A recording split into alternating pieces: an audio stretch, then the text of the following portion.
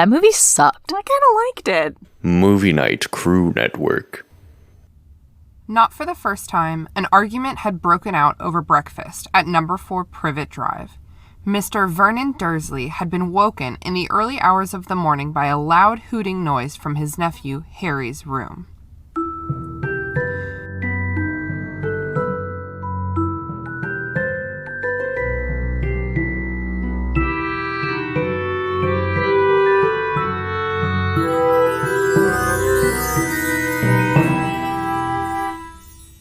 Chapter 1, The Worst Birthday. This is a pretty standard first chapter of a Harry Potter book in which we get a lot of backstory about who is Harry and what happened to him last year. The Dursleys are preparing for a very important business dinner in which Uncle Vernon is going to try to make a big deal for drills with Mr. Mason, and they're all really freaked out trying to prepare for it, and Harry's just trying to stay out of the way. He's also really depressed because his friends haven't sent him any letters like they said they would. They've been completely out of touch, and because Hedwig is locked up in his room, he's not allowed to send letters to them, so he's just really bummed. It's the worst birthday. He sees some eyes in the bushes, but before he can even think for 1 second about that, Dudley comes over to bully him about it being his birthday and how lonely and sad he is. So when the Masons arrive, Harry goes up to his room to pretend he doesn't exist, right, as you'll remember, and he goes to lay down on his bed, but there's already somebody on it. Da-na-na! Wait, guys, Haley's about to connect. Let's give her a round of applause when she does, okay? She finally made it. Wait, just, start now. But, what if it takes, a half hour for her to... All right, we started too soon. I'm sorry. That was my fault. Wow. What is... She's, using an old laptop because I think her current laptop isn't compatible with her new mic because technology is hard. She's been texting me this whole time a series of, funny updates. Probably not funny for her, but, I'm having a good time. Her GIF game is strong. Oh, my word. Oh, my word. Wait.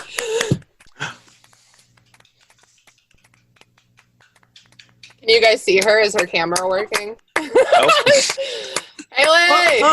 Just keep clap. Let's just slow clap it. I'm bad at slow stuff. Haley! Hey! Hey! I don't know if she's frozen or if she just looks on amused. No, she's just mad. She's just grumpy. Hello? Can you hear us? Hello? Oh, there we go. There we go.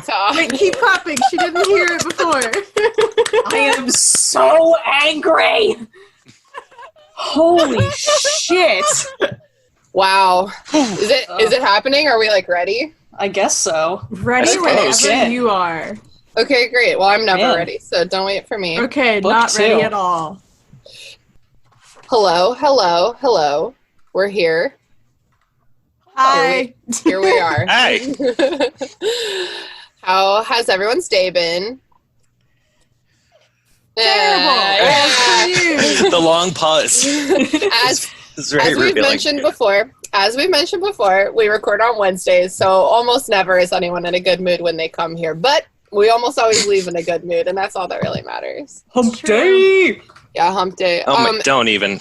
There are legit people at my work who still say that, and I hate it. Oh, no. I work with a bunch of people in their 40s and 50s, So, Haley, how are you doing today? We work together, so we've been talking all day already, but how's your last 2 hours been? My last 2 hours have been pretty good. I did a little bit of editing and took a little mini nap, so that's always nice. I vacuumed. Oh, I'm proud of you. Thank you. Mini naps and random chores are the two secret beauties of working from home. Yeah. My God. Mary Clay, how about you? How have you been since last time we spoke, whenever that was? Ooh, I'm good. I moved last week, and this week I'm all settled in. It feels literally yesterday, it felt okay, I've got pretty much everything in place now. I'm not like moving this box over here so I can get to this part of my room, and then I move the boxes back to go to the other part. So that's nice. But I also just think it's hilarious that literally the day I moved out of my apartment on Monument Avenue was the day that they took down Stonewall Jackson. Yeah, And that's I'm so funny. I'm like a little bit bitter about it because I'm like, I really wish y'all had done this a week earlier because I would have had a front row seat. It would have been awesome. I could have just like walked out of my apartment instead of having to like park illegally and like and be tense about it the whole time. Also, you've been having to look out your window at these motherfuckers for this whole lease. And now the next tenants will have a better view of nothing because nothing is better than Confederate. Not like nothing's better than Confederates, but like nothing is better. Nothing's better than Confederates. Christina Con 2020. Yep. Oh, I'm gonna regret this later. And we have a very special guest with us today, Jason. Welcome. If you want to tell us just a little bit about your history with Harry Potter, and definitely tell us what your Hogwarts house is, and defend your answer. Okay.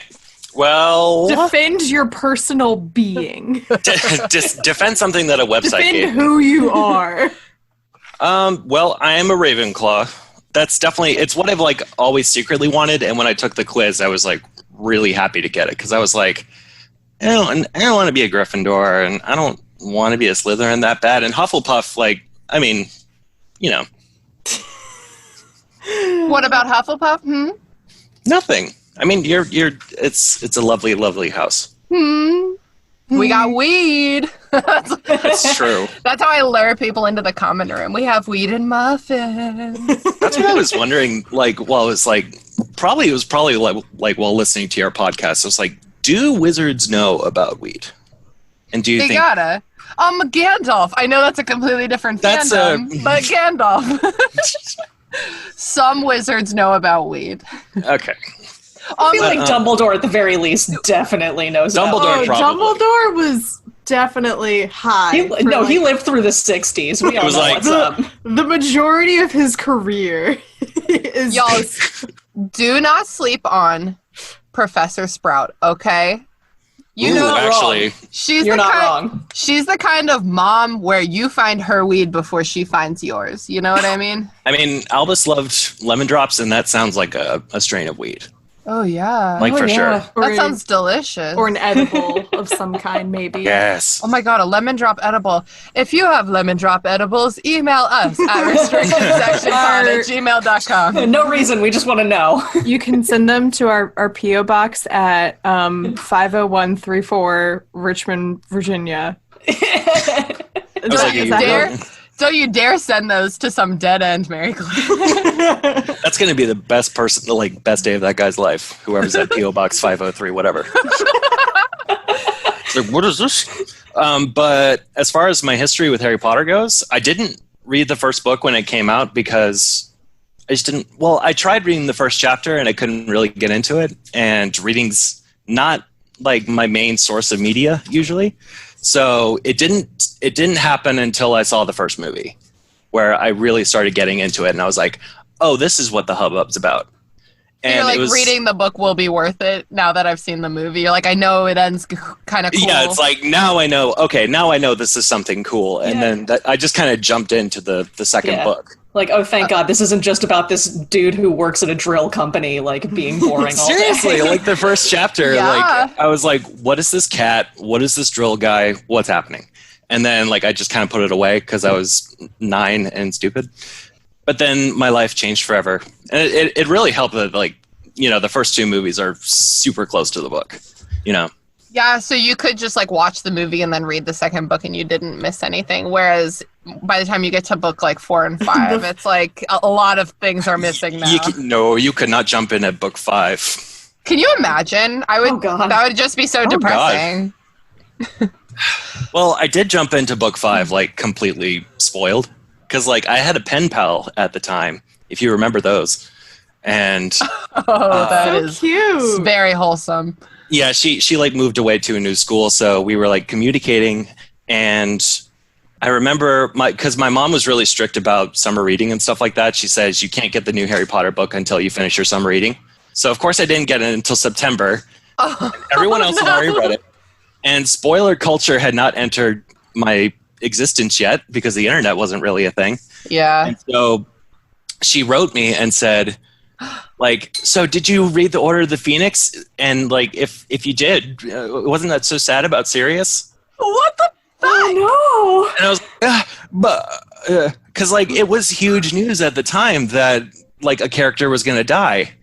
And I was like, geez, I wonder who it's going to be. I wonder who it's going to be. And I like just avoided it for that entire time. And then in the split second, reading a letter. What's her name? I'm not going to tell. If you're listening. no, we just want to talk. We just want to talk. We just want to talk. We just want to talk. Just come on out. Rip. Well, this podcast is all spoilers all the time, so get used to it. Yes. If you haven't listened to last week's episode, which was like a 4-minute episode, so if you didn't listen to it, what's wrong with you? We have a new Patreon account page, whatever it's called. We have a lot of really cool stuff there. We have like bonus episodes. We have some like bookmarks, handwritten thank you notes. Who doesn't love like a good handwritten thank you note? Monthly Zoom happy hours with the gang. So if you haven't already, hop on over, check it out. Christina, what is the link for people? I am almost 95% certain that it is patreon.com/the restricted section, but it is sure as hell in the show notes. Woo! So click on that.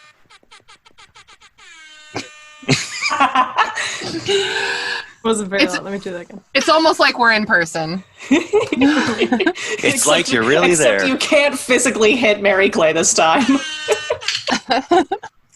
Today we're talking about the worst birthdays. So like so far, 2 out of 2 Harry Potter books starting out just real depressing.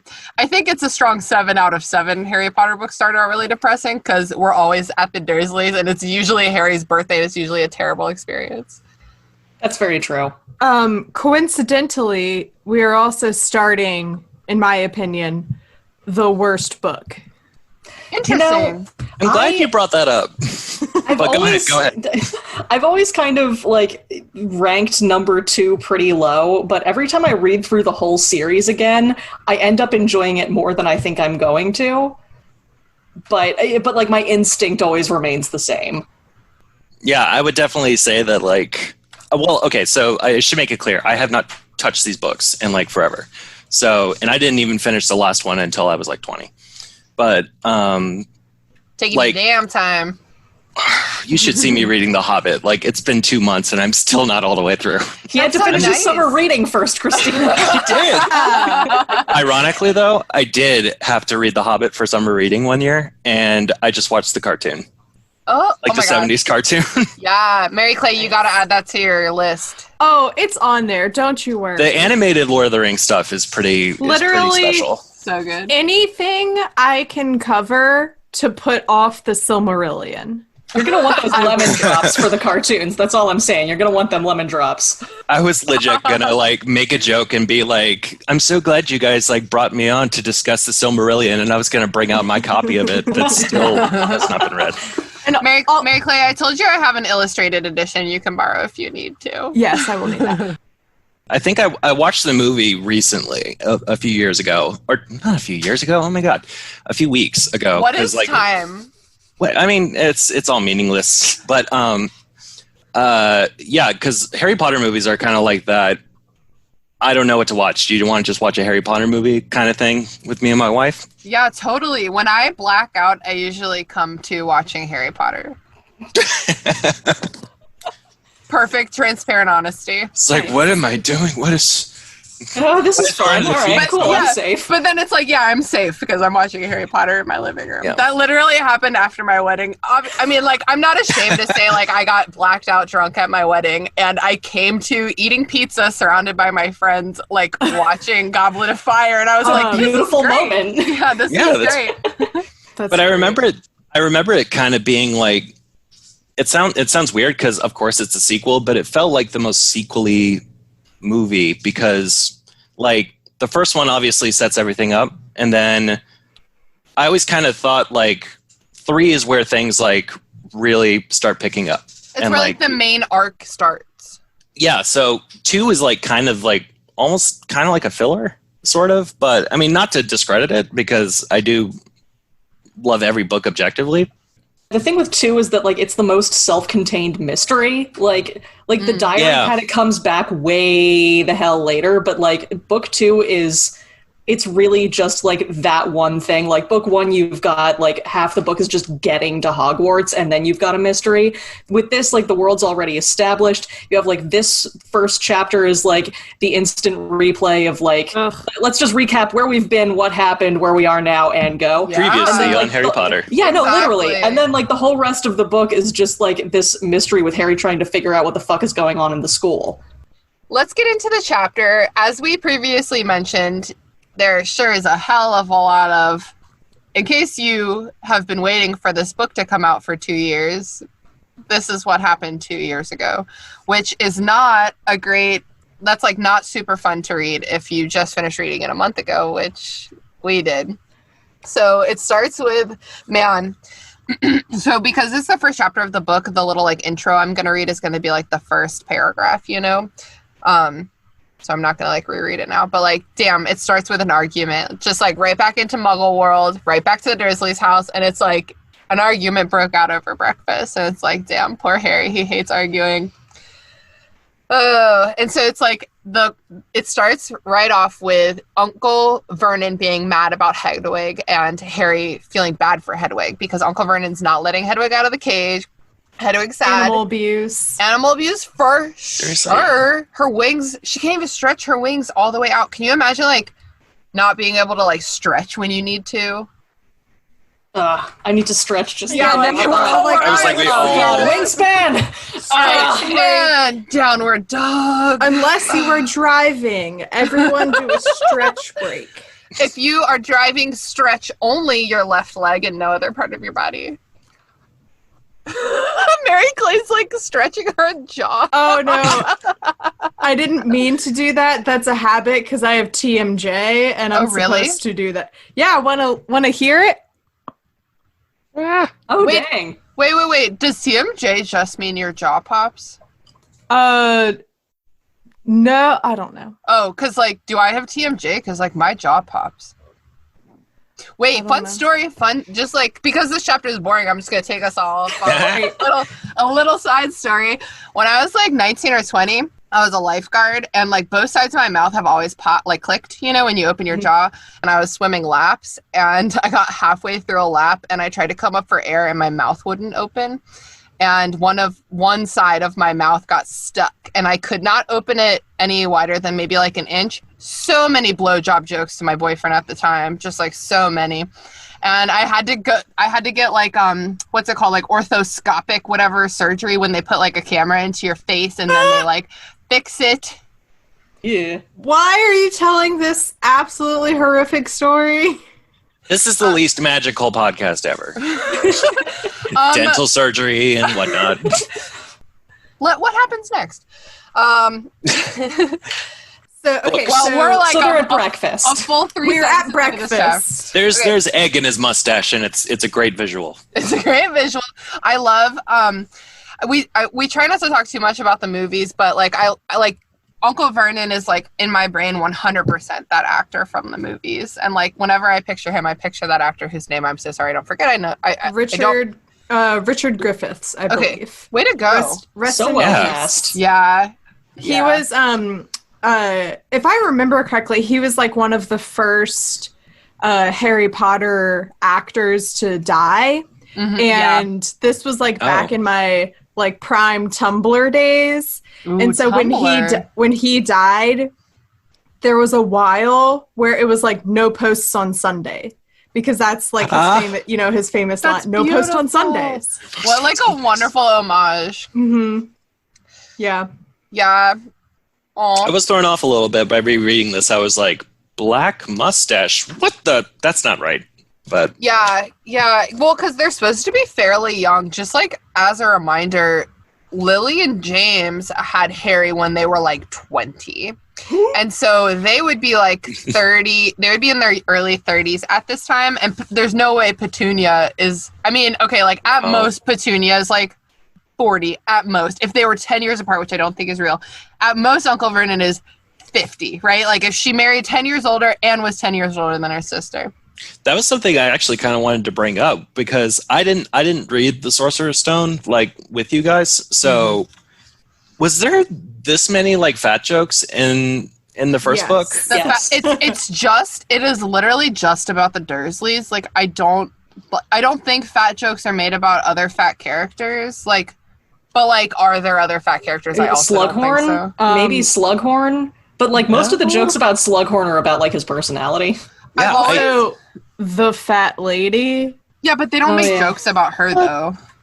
J.K. Rowling is trying to like really say something about these people. Yeah, because I was reading it and like, what was it? It says, Dudley, who was so large his bottom drooped over the side of the kitchen chair, grinned and turned to Harry. And I was like, you have a talent for visualizing just how fat these people are. Because like, it's like unnecessary details. I counted.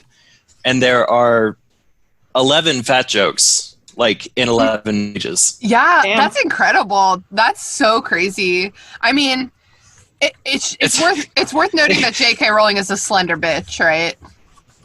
That's very true. And also, I'll have you know, I'm not fat. I'm very fit. But I also have a badonkadonk. And sometimes I sit on chairs that can't hold the whole ass, you know? Sometimes you just fall off a little bit. Where do we go from here? How do we organically move on with the conversation? I just want to say like a general thing about this chapter and also like the other first chapters of each of the books. I always hated reading like the first chapter of each of the books. Sorry. Because of all of the it's okay. Because of all of the like Harry was a strange boy, you see, because he was a wizard and he was an orphan. And what was particularly unusual about him, even for a wizard, is that he had a strange scar and a wizard tried to kill him when he was a baby and like all this For stuff. those of you who think Mary Clay was reading, she was not reading. That's just like how formulaic the first chapters are. I think they give up around like Goblet of Fire or like Order of the Phoenix. No. They're like, really? No, I think it stops around book 6. Because I have them over here.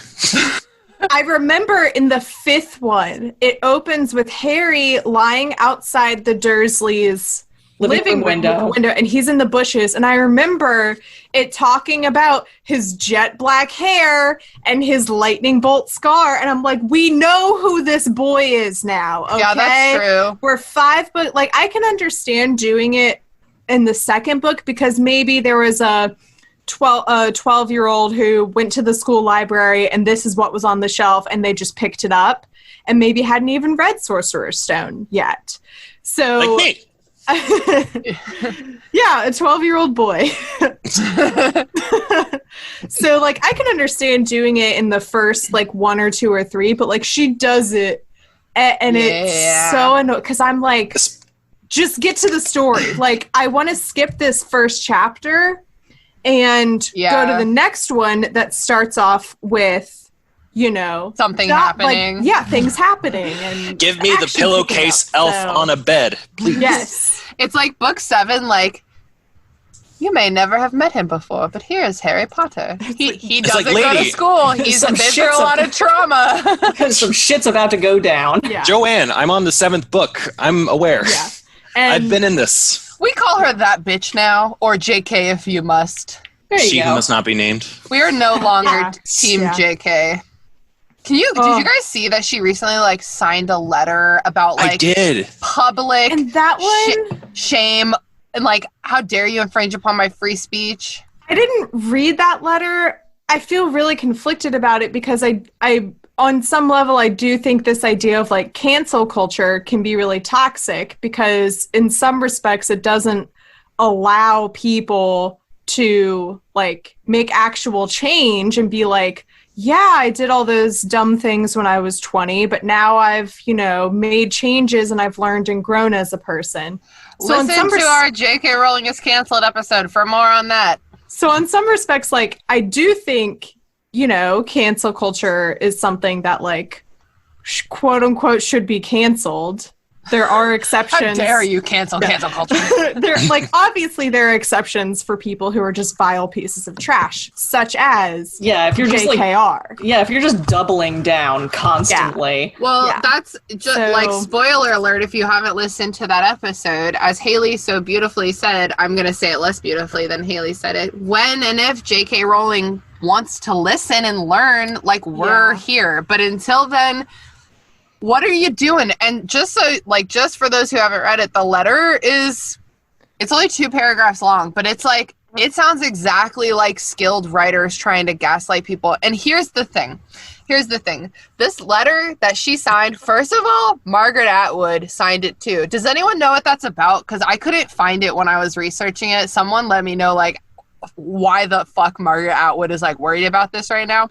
But the letter is just, we should be able to say things without being punished. And she's no, she wasn't the one who penned this, but the letter says, basically, how dare you take free speech and discourse away from me? And it just is missing the point of you're allowed to say whatever dumb shit you want.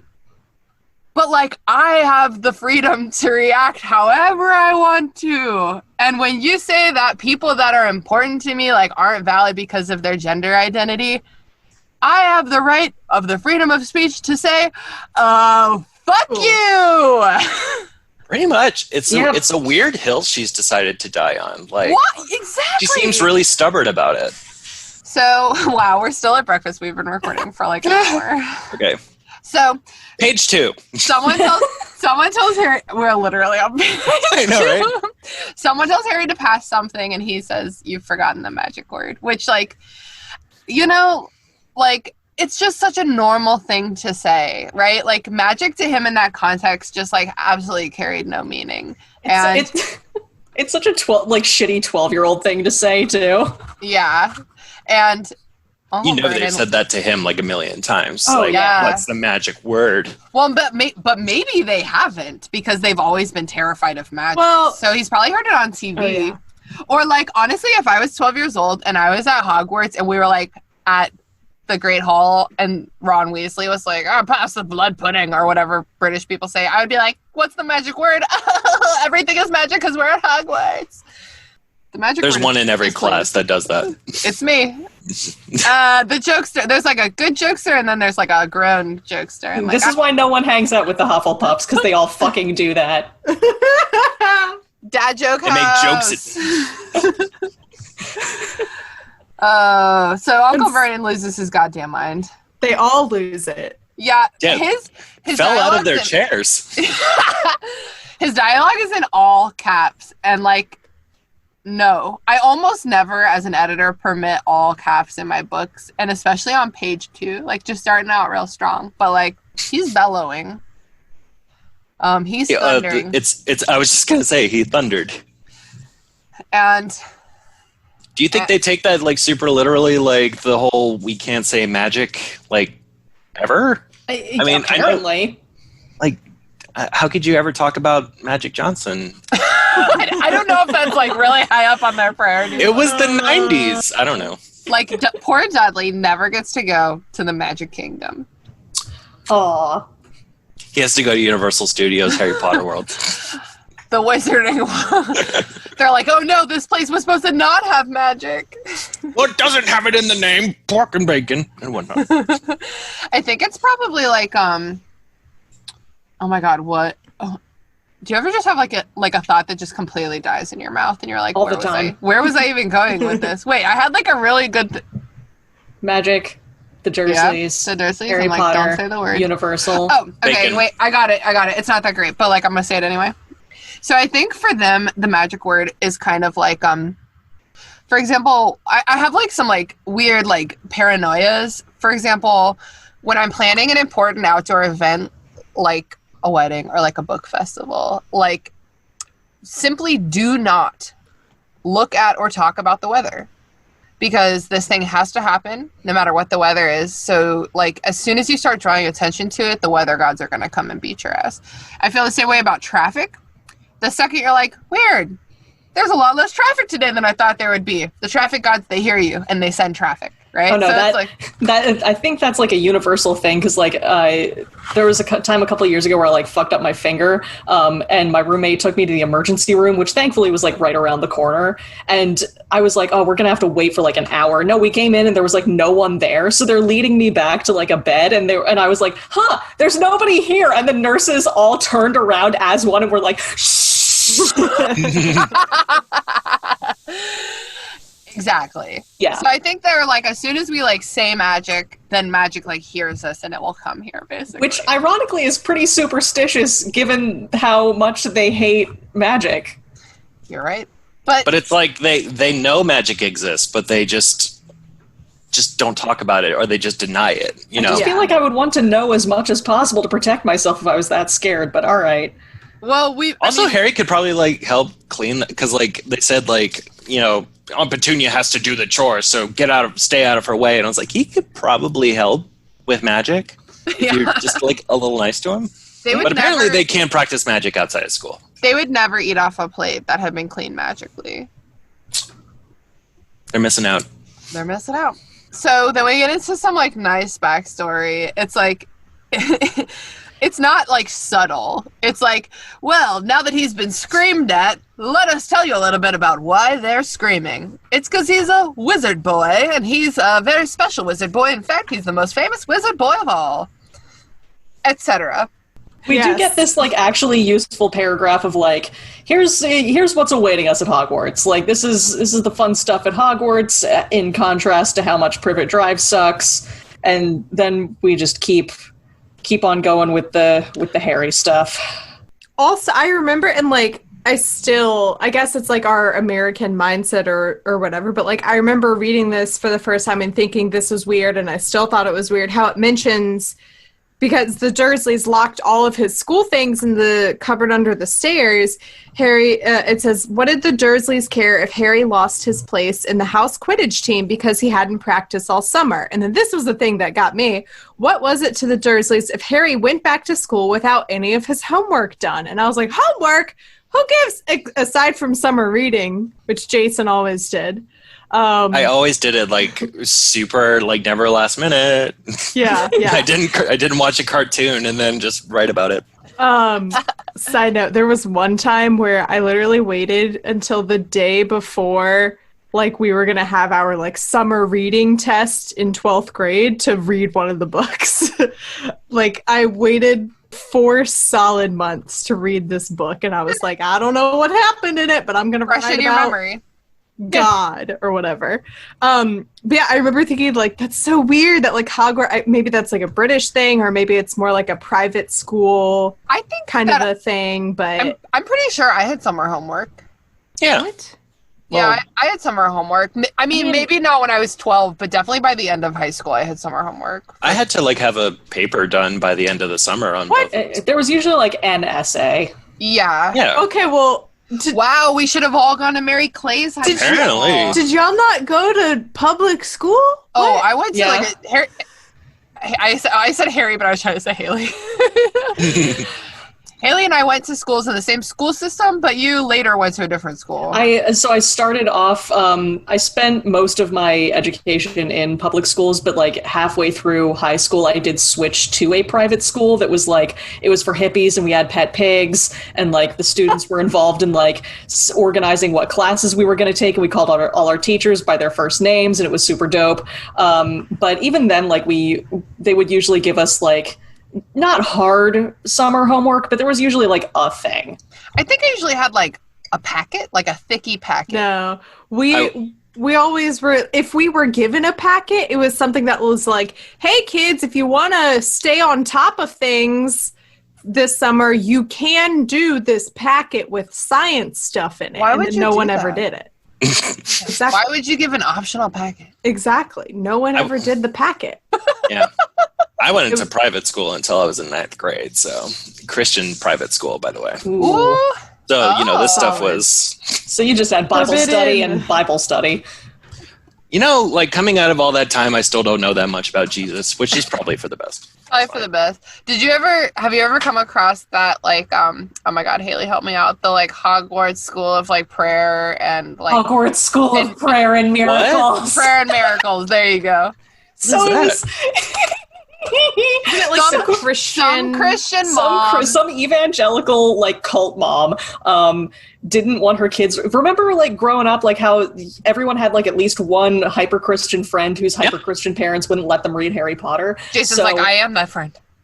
So one of those moms, instead of just depriving her kids of the experience, decided that she was going to rewrite the book series to have a Christian message. So it's Hogwarts School of Prayer and Miracles. The Dursleys are liberals. I think Aunt Petunia is like a career woman. And they believe in science and birthdays. And Okay, wait. I have to tell you, it was written in 2014 by Grace Anne, who is known by her username Proud Housewife. Oh, that tracks. We're obviously covering this on the podcast, right? Oh, Christina? you damn sure. If you want to hear that bonus episode, sign up for our Patreon. Oh my God. Yeah, it's the funniest shit. I'm going to read the synopsis. Okay. Hogwarts School of Prayer and Miracles is an attempt.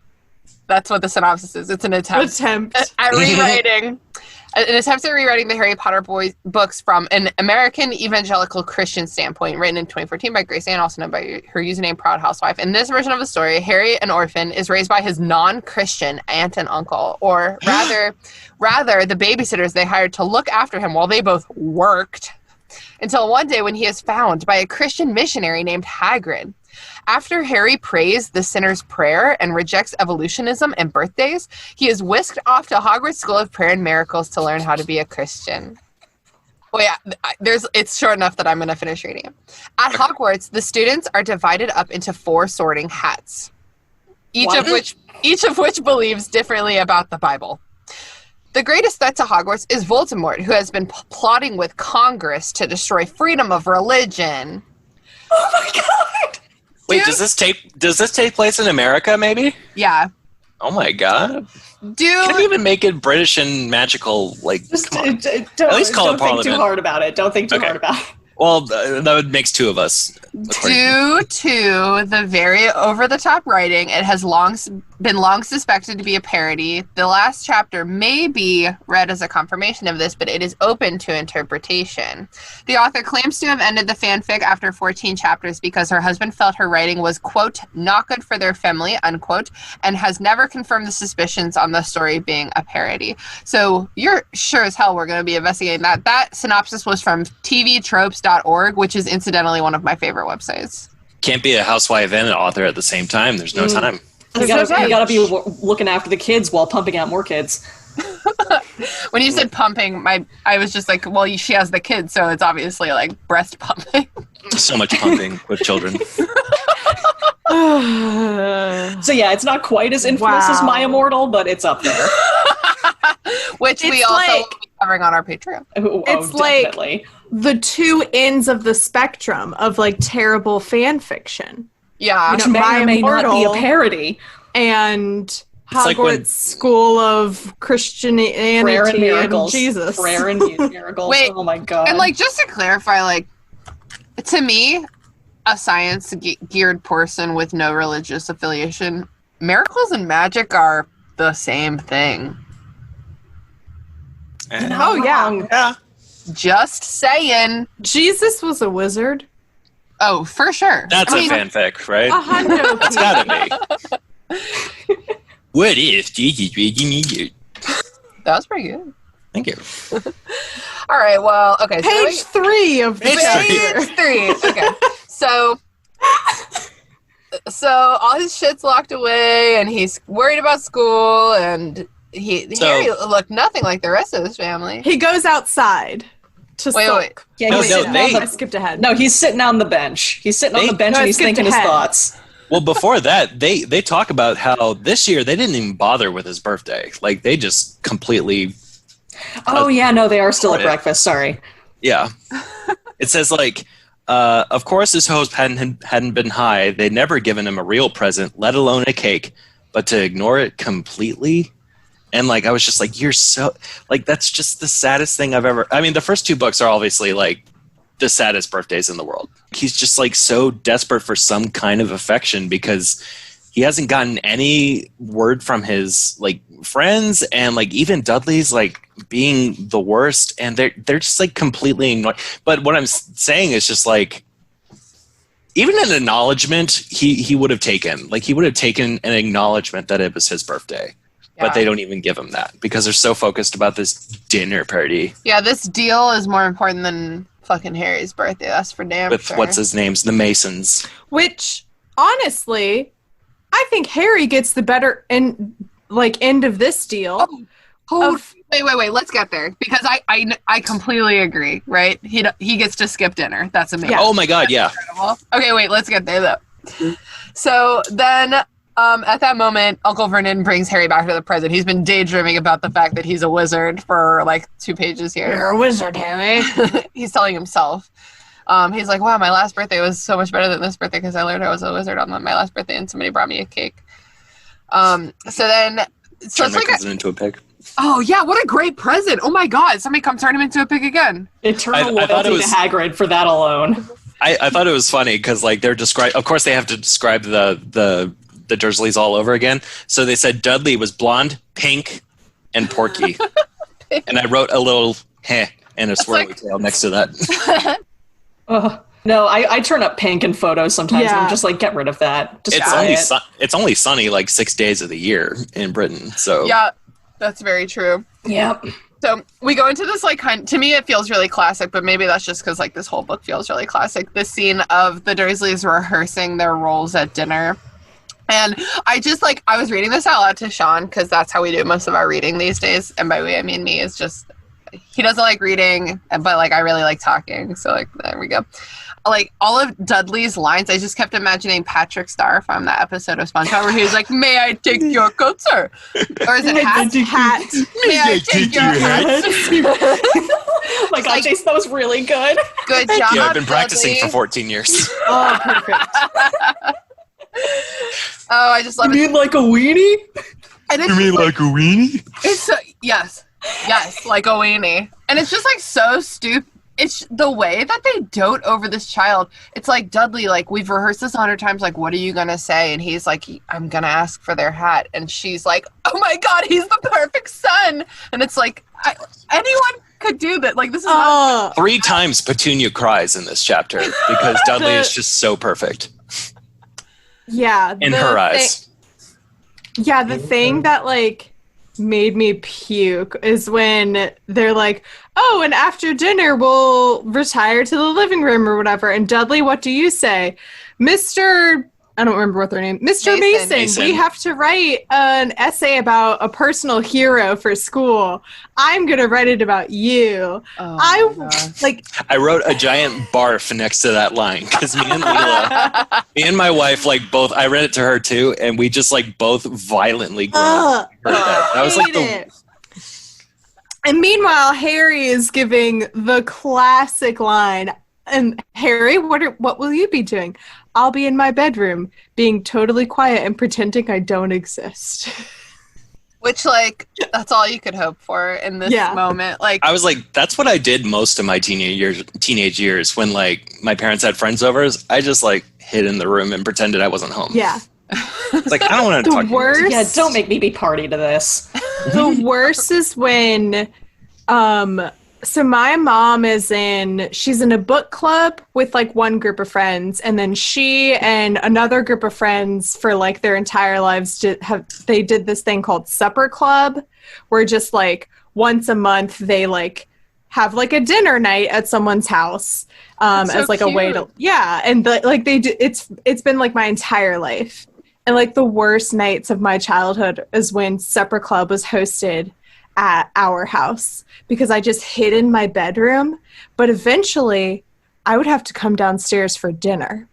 And so you sneak in, grab your food, and then run back upstairs before anyone sees you, or can be like, oh, Mary Clay! Oh my gosh, you're so tall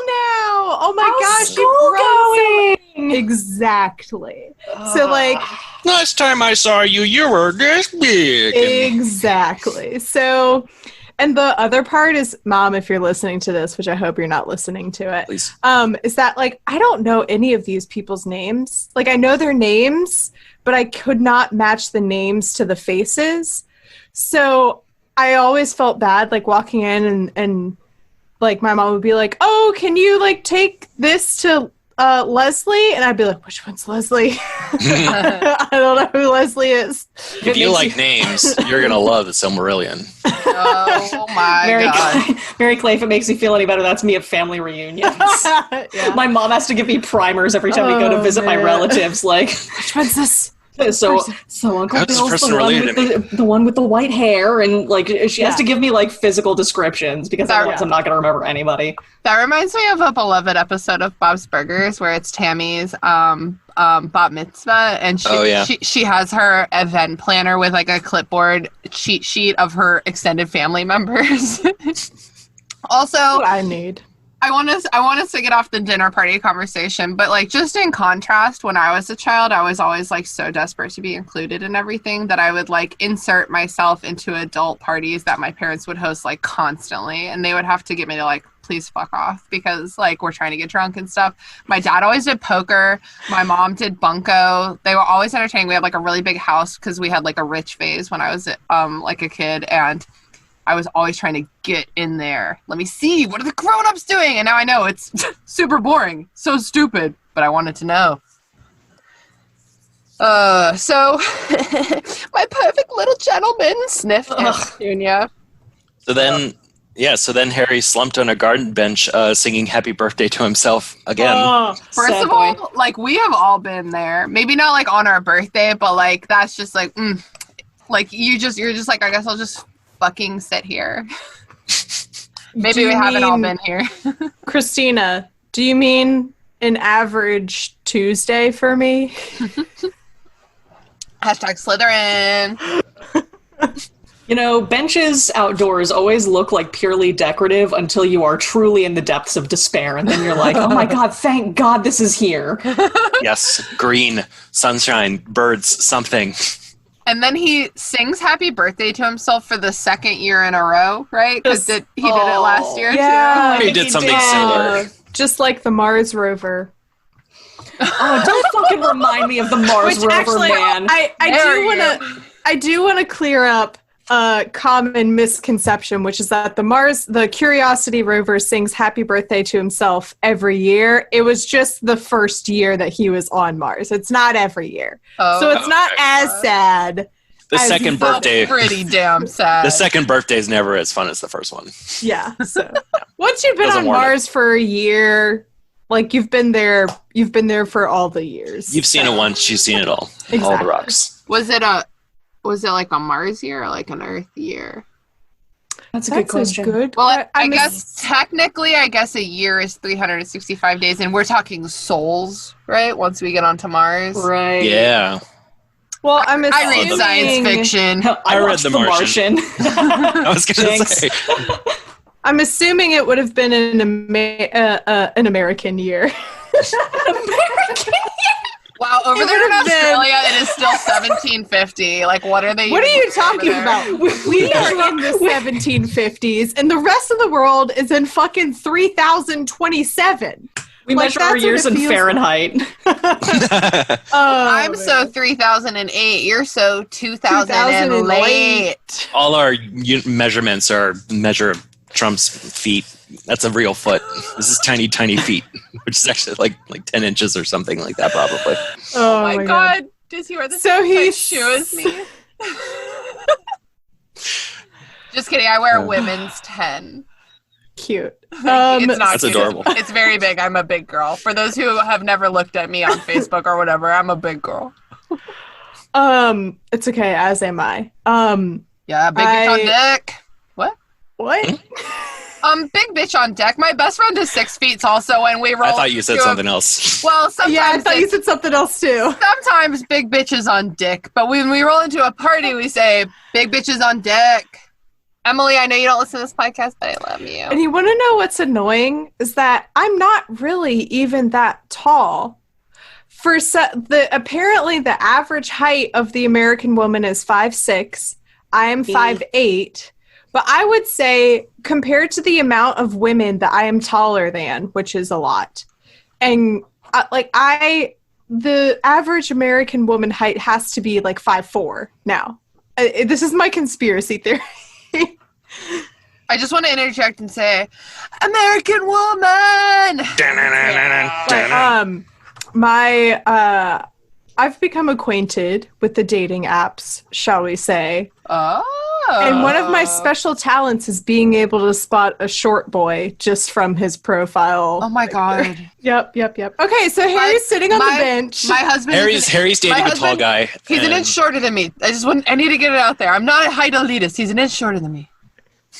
See, I am a height elitist. But, I feel like there are some things you're allowed to be picky about. True love can overcome anything. Mine are that my, hard passes are, you have to be tall, at least as tall as me, and you also can't have cats because I'm allergic to cats. Well, that makes sense. That's fair. But actually, that makes it so incredibly harder because I guess the personality and type of guy I'm going Tall boys for like cats, is that what you're cats. saying? Like cats. And I'm like, oh, you're the perfect guy, except for you have a cat.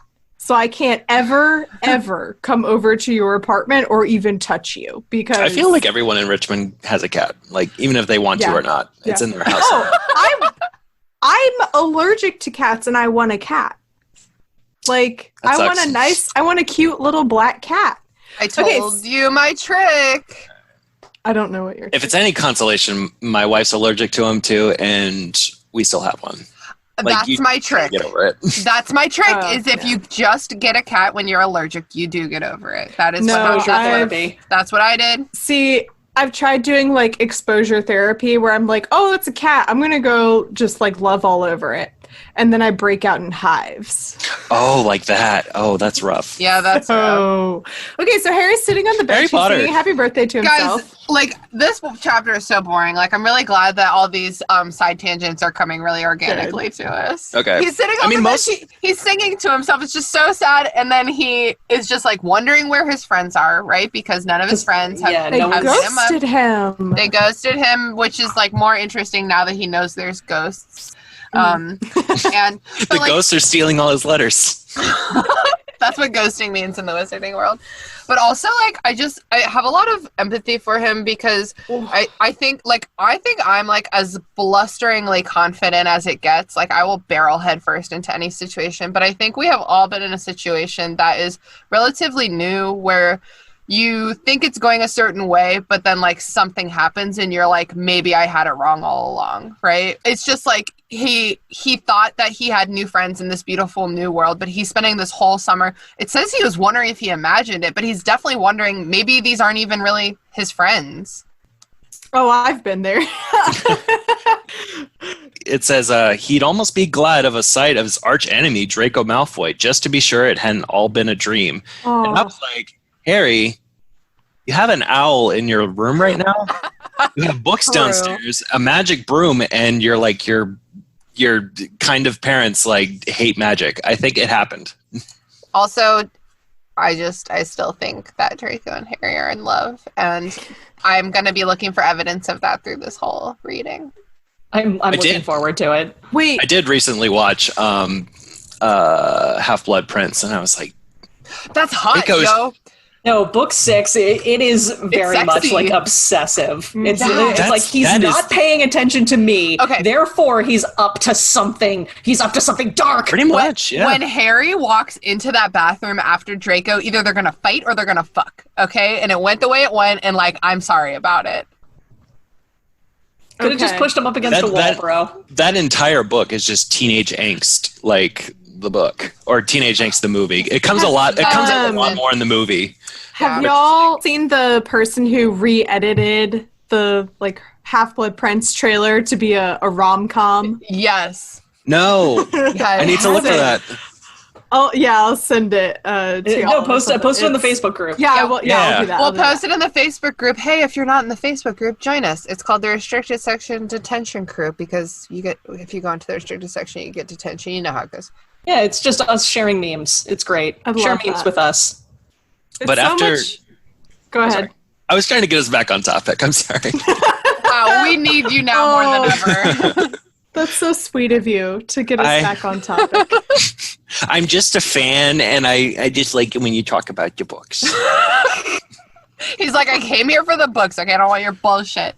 No, what were you going to say? Go ahead. I was going to say, so the hedge is staring at him, and then, well, we didn't establish that, but we talked about his eyes earlier with the creepy book. No, you're right. He's staring at him. Because this is just more like background Harry, because he's just like, the first part of the background shit was just like, Harry's a wizard and he goes to wizard school, and this is the shit that went down at wizard school, like while he's staring into the bed, into the hedge. That was also the other thing that I always hated about the first chapters of each book, is that it always did like a recap of the previous book, and I'm like, I don't need to relive it, okay? I remember it. Like, I got it. I'm good. Jason, what are you trying to get out? Oh, I was just gonna talk about how Dudley waddles over to him, which is in the book. Yep. That was the 10th. That was the 10th fat joke. And then damn it. And Harry, and he just goes up to Harry just to be a dick and says like, I know what day it is. like it's not hard to just say like, hey, happy birthday, like instead. Well, he's not going to say it as sexual as you just said it. Oh, like, happy birthday, Mr. President. Everything I say is low-key sexual. But the point of him walking up and being like, I know what day it is, isn't to say happy birthday. It's to rub it in his face that he knows that it's his birthday, and they're choosing to not acknowledge him. Yeah. He looks into the hedges and he sees a pair of eyes.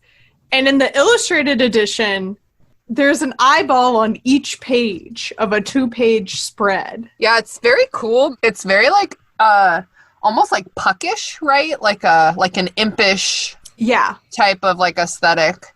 It's very cool. I mean, these illustrations, this is Jim K Illustrated edition. It's a fucking badass edition, right? Like all of the illustrations are very cool. This one's very cool, and it definitely has the intensity that you would expect from Dobby. Yeah. Everyone's got that friend. Everyone's got a Dobby friend. Like, why are you so obsessed with me? You know who I'm talking about, Haley. Yes, I do. So as soon as he's like, oh, what are those eyes in the bushes? That's when Dudley comes over and is like, I'm going to be a douche and distract you from this mystery. And also ruin your birthday. I don't even think Dudley was this mean in the movies. Like, maybe in Order of the Phoenix, like a little bit, because he gets all he has weird. Like a gang. Yeah, it's so cute, his little gang. And Big D! Yeah, he's like, he makes fun of his dead mom? Like, that's the kind of insult. He's like, oh, you're going to cry about your dead mom. And it's like, where's your mom, Harry? Like, maybe. Like, she died. You know that. Like, what the fuck is wrong with you? It's like, Dudley, you're very well aware of what I can do to you, right? Like, which he threatens right here, yeah. He does, yeah. We get jiggery pokery, hocus pocus, squiggly wiggly. It's so fucking funny because it's just like, to us, it's like so obviously wrong. And Dudley is obviously like so skittish about to us experts. He's traumatized. Us experts, exactly. Yeah, you're right. Traumatized from getting halfway turned into a pig. I'm surprised he's not clutching his bottom the way he does in some other scenes. Yeah, right? Quote, clutching his fat bottom. J.K. Rowling. So then here comes the skillet to the dome. Yeah, which I maintain it's probably not cast iron, because if it's a soapy skillet, you do not use soap on cast iron. Wait, Abish recommends that you use soap.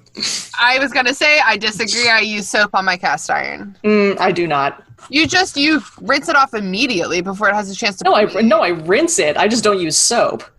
You rinse the soap off immediately so that it doesn't get into the pores or anything. And then you stick it in the oven for like an hour. Wait, you're talking to the youngest unadultish member of this podcast. A cast iron skillet has pores? Yes, it is porous. Yeah. You occasionally have to oil it.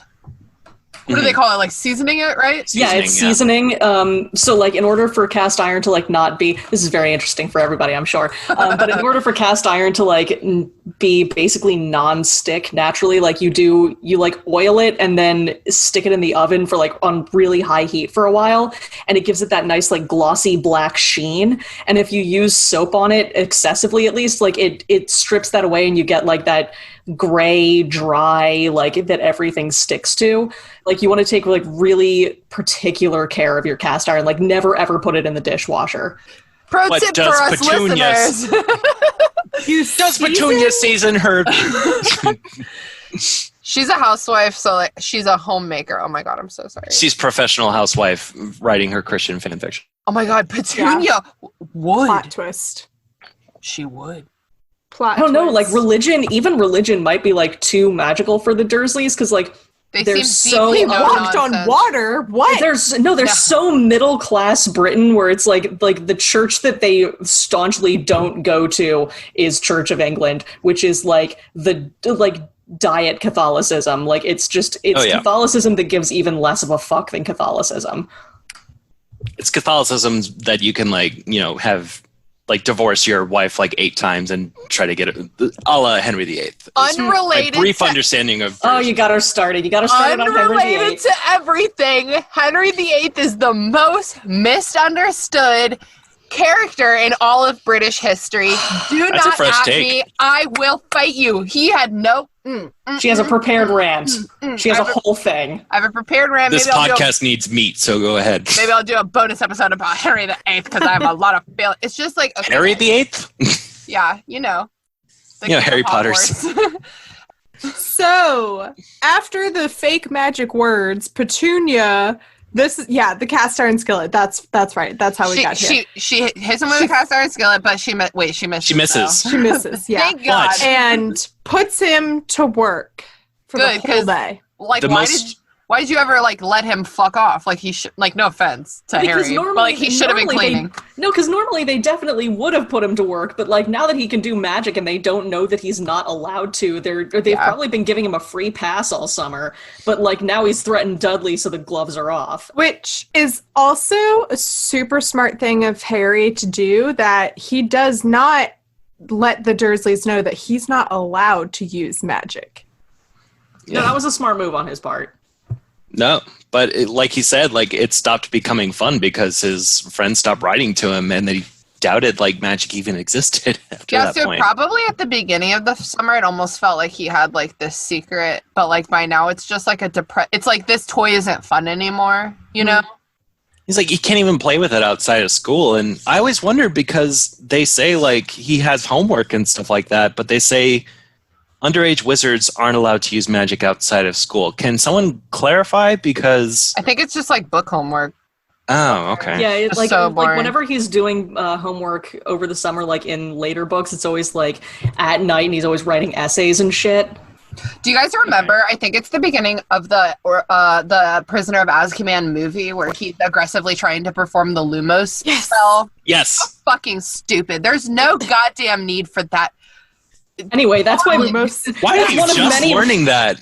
That is one of many reasons that the third movie is my least favorite. Oh. Really? Oh. Whoa. Yeah. No, we don't have time. Okay. We'll get there. We'll get there. Sure, in 5 years. Them's fighting words. It's probably like about a year.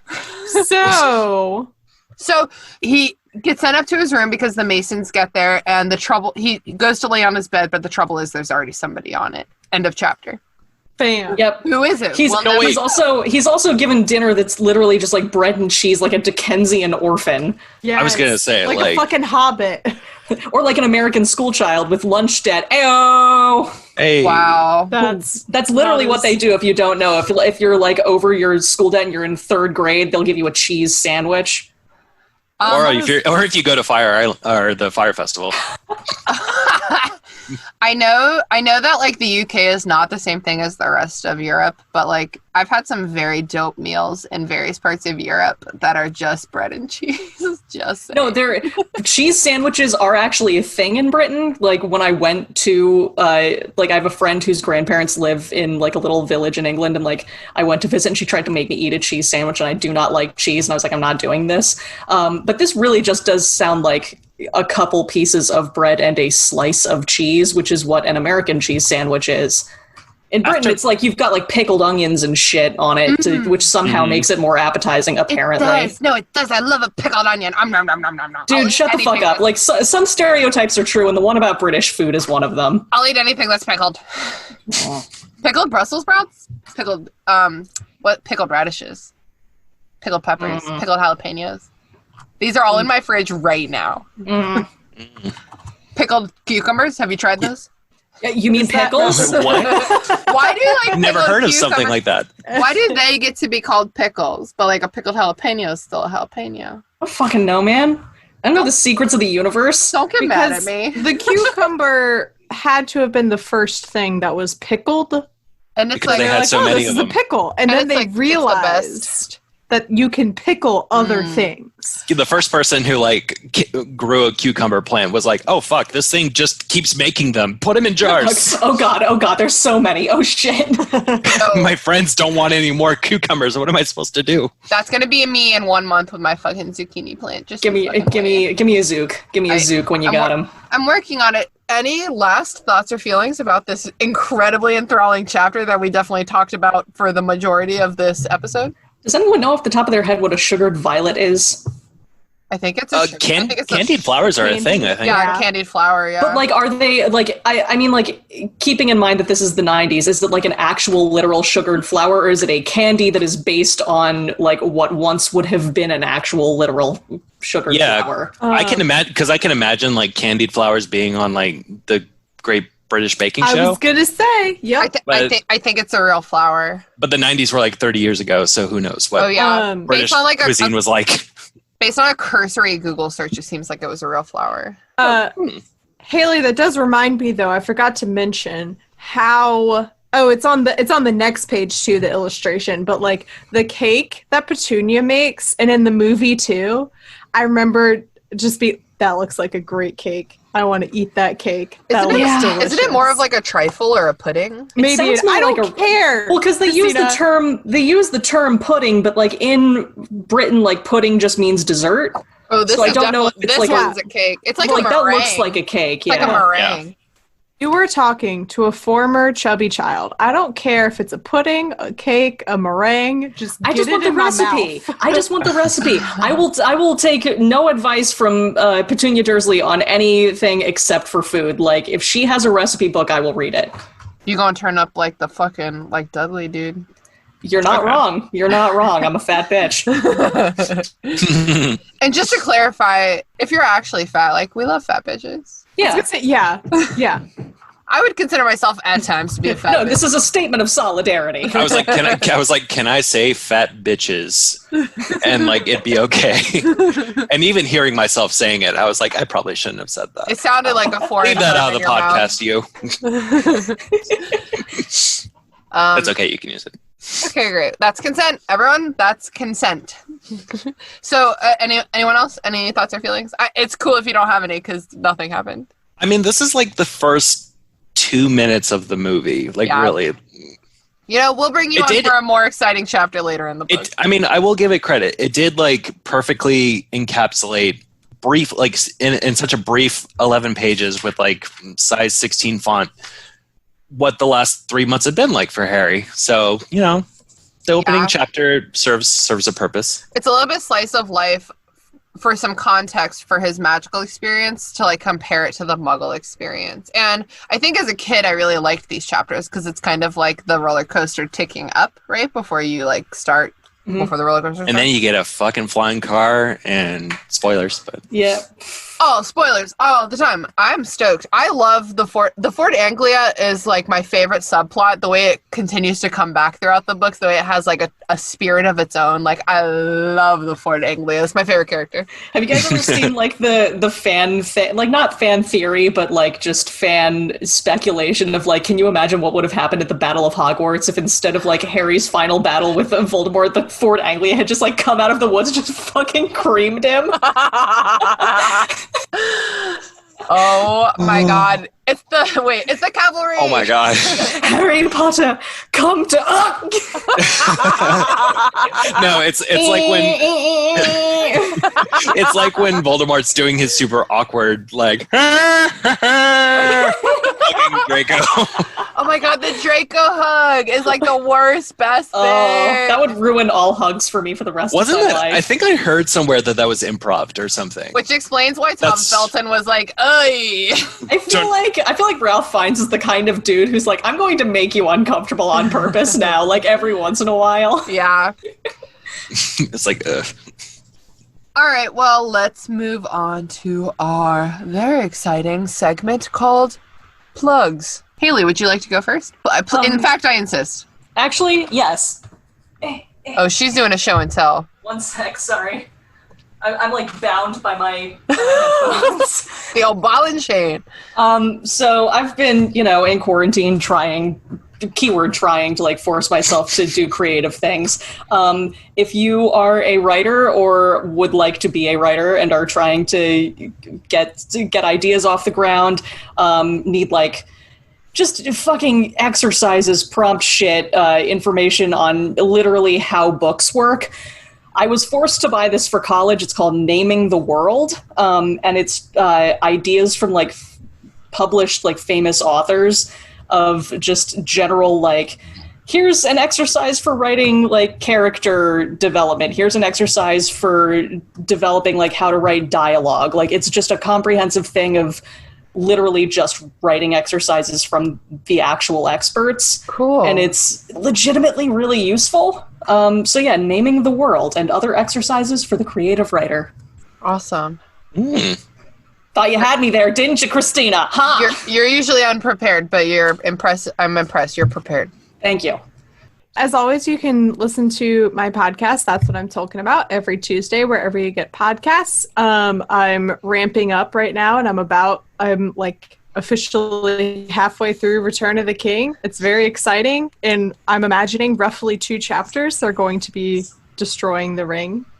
I'm assuming by the time they get to the chapter that's titled Mount Doom, that they will be at Mount Doom. What will happen if that You've mentioned before on the podcast that German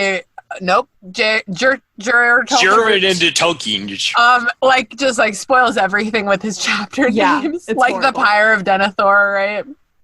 I wonder what happens.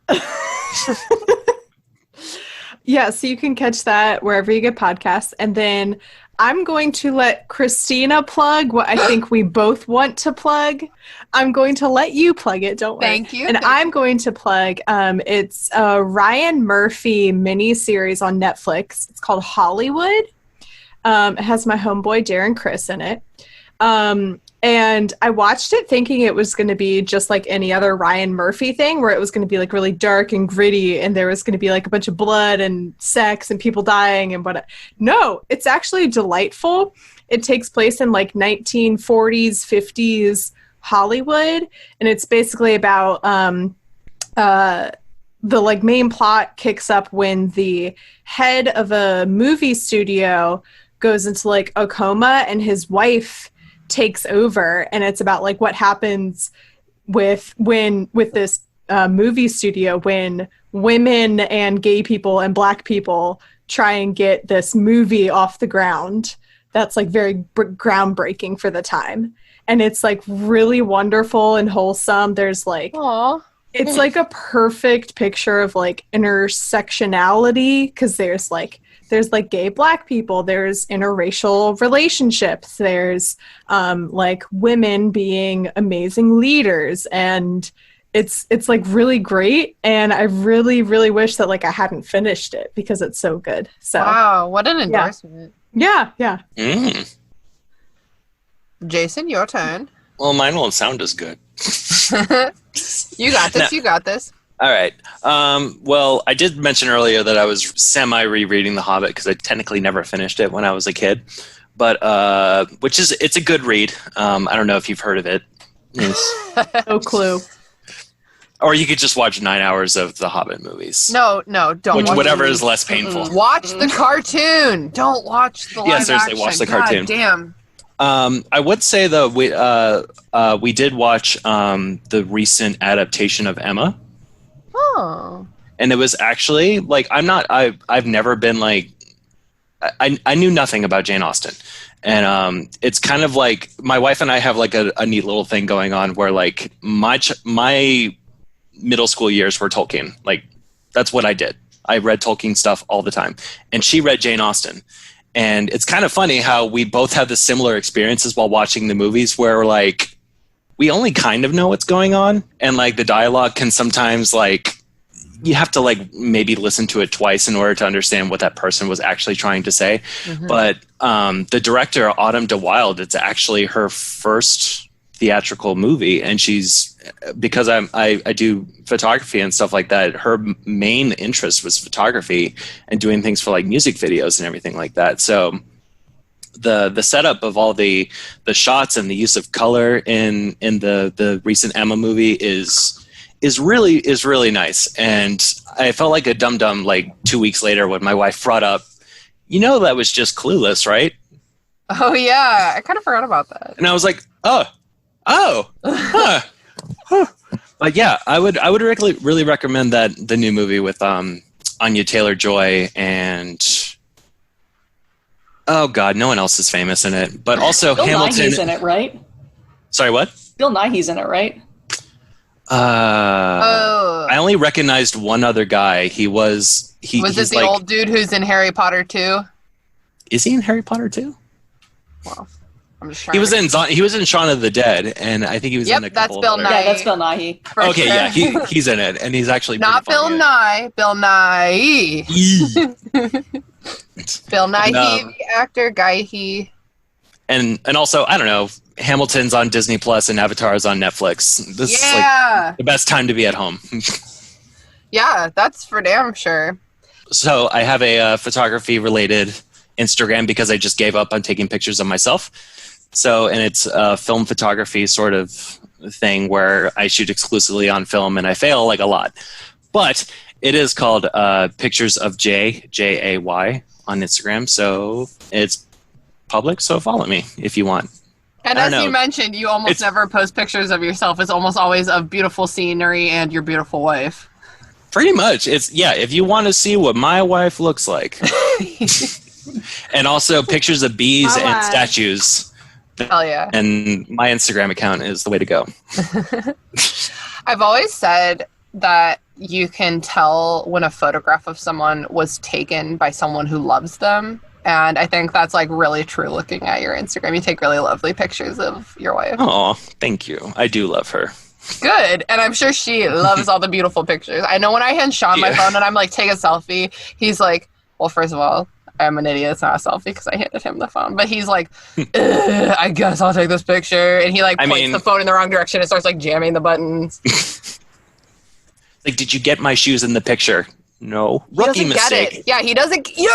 You! I needed you to take pictures of me. I know what the selfie people want. I would throw you off, though, because I'm a full, 18 inches taller than your wife. It's fine. I've got... It's true, but it's fine. Okay, so... Hello, I'm your host, Christina. You can follow me on Instagram at YouGirlOfTheWorld. You can follow me on Twitter at Tina Fontina. And, Mary Clay, you know exactly what I am about to plug. I'm about to plug The Babysitter's Club on Netflix. The Babysitter's Club, new show on Netflix, is a beautiful, intersectional portrayal of sisterhood, womanhood, and frankly, badass businesswomanhood, okay? If you read the books in the 90s and they affected you as a reader, as a woman, as a businesswoman, which I guess all three of those things really affected me. And looking back 20 years later, you're like, damn, those would be cool if they were just like a little more entertaining and a little more diverse. Well, I have some news for you. This show is beautiful. They take the books, they stay true to the original themes, learning life lessons, but they make it so much more contemporary. They have included trans people, right? They've included more characters of color. There's biracial families. Like, is that how you say it? Biracial families, or is it like a biracial person? Yeah, no, I think biracial family, yeah. Interracial. Race, yeah, interracial like family. Mixed race, interracial family. And just like a bunch of really badass 12-year-olds doing the hustle, right? Like, I'm an adult. I work in business, right? Like, I do business. And like, these 12-year-olds are the most industrious bitches I have ever borne witness to. Shout out to Gen Z doing all the work for us. True. Literally, it's so good. As an adult, I think it's incredible. And I think that if you have kids, especially daughters in like the like 7 to like 15 range, it's so good. It's so good. And I was weeping. Sorry. It's Cancer season and I'm a Cancer sign and I'm not usually that much of a weeper, but like I've been weeping like fuck lately. And I was literally weeping at the Babysitters Club. Love it. Also, I just want to say real quick that like you don't even have to have read the books to enjoy it, because I think I just wasn't into those when I was younger. I read like the Boxcar Children. Those are good. Those were my books. So I didn't read the Babysitters Club, so I had no idea like what the characters or anything were. And like still, it's amazing. Yeah. I don't remember the books, but like as the show goes on, I'm like, oh, I think that's from the books. And then I'm like, oh, that trans kid sure as hell was not in the books, because I would remember that. Yeah. And like Claudia's grandmother having the subplot about the Japanese internment camp. Yeah. Yeah, they talk about like the U.S. internment of Japanese citizens. Yeah. Most Americans won't even talk about that. I know. It is. I would say it is a no holds bar. Wait, what? What is that phrase? No holds barred. No holds barred middle grade TV show for the contemporary American woman. It's wholesome. It's amazing. All right, we need to get off it. It's such a good show. Go watch it. Okay. Christina and I will do our spin-off Babysitters Club podcast. Yeah, look out for that in the bonus episodes on Patreon. If you haven't signed up, sign on up. So many bonus episodes. So many bonus episodes to come. So, well, with that, thank you for coming on this wonderful adventure with me. I swear to God, I think every single other chapter in this book is more exciting than this one. So, yes, thank you for having me. This is like my first podcast ever. Yes. So it's very fun. I swear to God, we'll have you back on for a more exciting chapter. Okay. Okay, if you insist. Okay, if you insist. Well, get the fuck off my computer screen. No. She said it! Goodbye. Oh my God, it's so hot in here. Oh, hey, Dante, have you been there this whole time? Aww. Where's your baby? Where's your baby? The Restricted section was created and hosted by me, Christina Kahn, based on the book series by J.K. Rowling. All music by Ryan Kahn. Logo by Michael Hardison. Technical support from Sean Watson. Don't forget to follow us on Instagram at RestrictedSectionPod or shoot us an email at restrictedsectionpod@gmail.com. We'd love to hear your thoughts, feelings, complaints, conspiracy theories, or lavish praise. Diet Coke is not to Coke as Diet Dr. Pepper is to Dr. Pepper.